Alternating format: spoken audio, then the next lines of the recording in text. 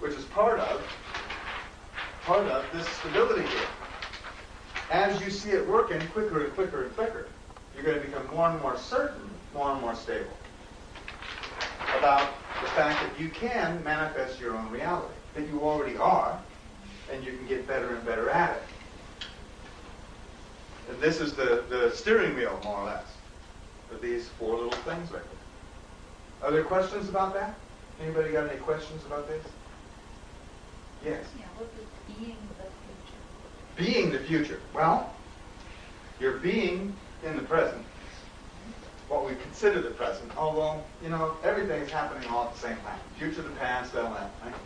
Well, out of all the potentiality of what could happen in the next few moments, what's the most likely thing to happen? What you intend. This has been the way it's been your whole entire life. From your first breath, you have intended your next one, haven't you? You know that we breathe 21,600 times a day? So there's 21,600 intentions that showed up in your life every day. Yeah, we're all, nobody looks like they're starving. Everybody has intended to eat a meal a day at least, right? And that showed up. What most shows up in your life is what you intend. And that's true for everybody. Up until, and maybe even including, when you die. So what we're saying is that faster and faster, what you intend is going to show up, and more exactly what you intend. This trend is already going on. I mean, the whole deal of life is picking what you want to pay attention to, right? You pick what you want to pay attention to. Well, 200 years ago, there was a certain amount of things you could pay attention to. Now, there's, I mean, not just natural things to pay attention to, but there's all the media, all the different kinds of media presentations that you can pay attention to. You've got more and more choice of more and more fine-tuned intention of what you're going to pay attention to. And it's going to continue and continue. So we have just a vista of more and more and more possibility.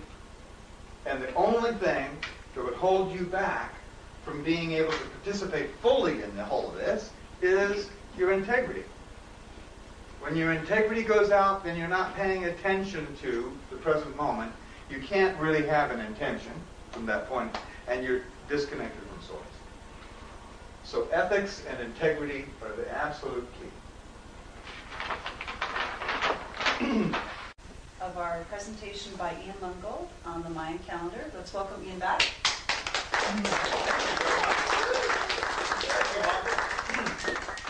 It's quite wonderful that you have this center made available to all of us. Thank you very much. During the break, we had a couple of questions, and I was going to have the people ask those questions again on tape. So one of the questions from over here, and what was the question again was? The question is, where did the Maya people get the information from to begin with? Okay, where did the Mayan people get this information to begin with? Well, we don't precisely know.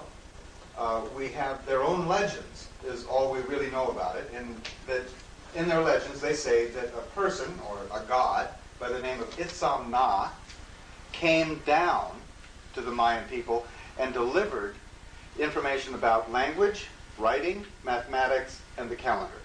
So they received this information as a gift. Where Itzam Na came from and where he went, we don't really know. And frankly, it's none of our business. Where they got it. It's much more important what we do with the information now. They have sacrificed generations to hold this information. While the Catholics and the Jesuits and the corporate powers that be have pummeled the Mayan civilization. While their books and knowledges have been destroyed by the Catholic Church, they held this information as best they could. There are 8 million Maya still living in Central America, a very low percentage of them with any knowledge of their own culture.